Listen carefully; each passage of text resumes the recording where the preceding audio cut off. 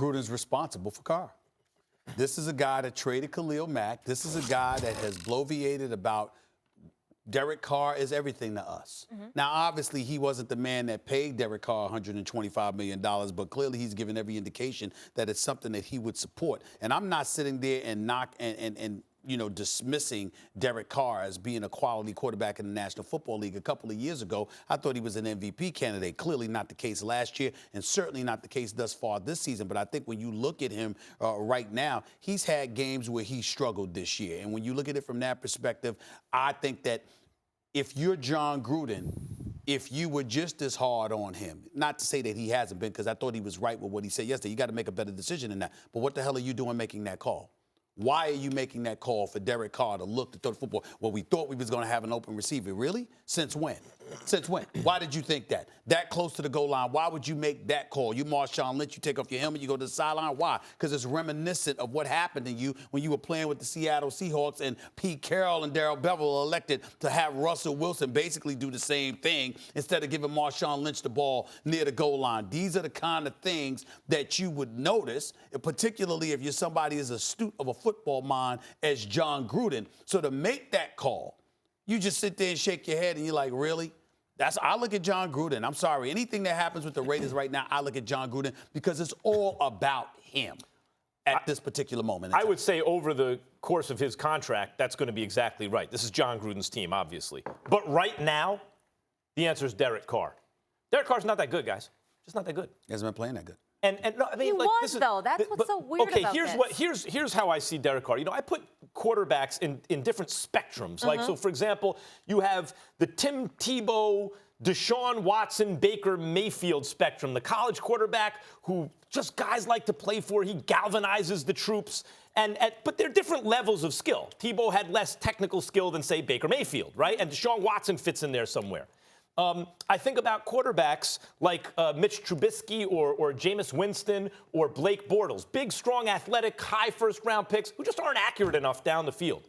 And I think of Derek Carr in the Andy Dalton, Jay Cutler line. And it doesn't mean that Dalton's not a good quarterback. He is, but they're quarterbacks who have the kind of stuff that makes people believe this is going to be their year. I think Dalton's actually the best example of that. But Cutler, every year you would hear, guy, he's going to win the Super Bowl. He might win the MVP. No, he's okay. He's all right. He's just not that good. And Derek Carr, I think, fits into that category. He has all the stuff you're looking for that make you think he's going to be a good quarterback. And it's not that he's the worst quarterback in the world. He's just all right. He makes a lot of bad decisions. He has physical tools, and it all adds up to a package that is an NFL quarterback, but not the kind of guy you want to pay franchise money to. Listen, I think when it comes to Jon Gruden, I think people have obviously piled on, and deservedly so, with the whole Khalil Mack thing. Yep. But we also, on the flip side of Jon Gruden, we also got to look at, okay, they got a bounty of picks. Let's see what those picks turn out to be. So I think we got to push pause on Jon Gruden. But when you look at Derek Carr, I think the big thing is people still had that thought in their head about 2 years ago with Derek Carr when he was playing like lights out. When a lot of people thought that this guy, this guy is going to ascend to the elite level of quarterback, and we haven't seen that. Lucky that year too. We haven't won a little close game. Well, yeah, absolutely. Well, I mean, look, in football, you're going to have a little luck as far as football is concerned. Last year, he regressed, and everyone watching the Oakland Raiders will say that he regressed last year. In comes Jon Gruden, supposed to be the quote-unquote quarterback whisperer, and here he is sitting at throwing a league-high 8 interceptions. What's he whispering? You suck. Like, what's he whispering? No, I think absolutely. Listen, the past couple years, this guy hasn't taken the necessary steps to think that, okay, he's going to be one of the upper echelon type of quarterbacks. And I think you're on to something here. He's starting to trend on, more towards Andy Dalton here. He hasn't really taken that next step to be an elite quarterback, what a lot of people thought 2 years ago. Was that 1 year an anomaly and defenses just weren't used to him, and that's why he had so much success? Like, I don't understand that. Well, you got to say that right now, right? Because if you can't string together, solid years from a quarterback like Derek Carr, then what are you? You are what you are right listen, now. There's a couple of things we got to take into consideration. Number one, you have a defense that's ranked 29th in the league, 30th in yards allowed. You rank 28th against the pass. Your defense puts you in a precarious situation because you're constantly climbing uphill, which means particularly if you're the quarterback and if you're a head coach known as an offensive guru, then it's going to apply more pressure on you to produce and to try and overcompensate, and sometimes that leads to disaster. Jon Gruden is responsible for that because he ignored the defense by letting go. I'm just saying, I'm making my case about Jon Gruden being the focal point. I understand about Derek Carr, and I'm not saying anybody's wrong about what they're seeing, but we got to take the circumstances surrounding him to come to that point. You got the 24th ranked rushing attack.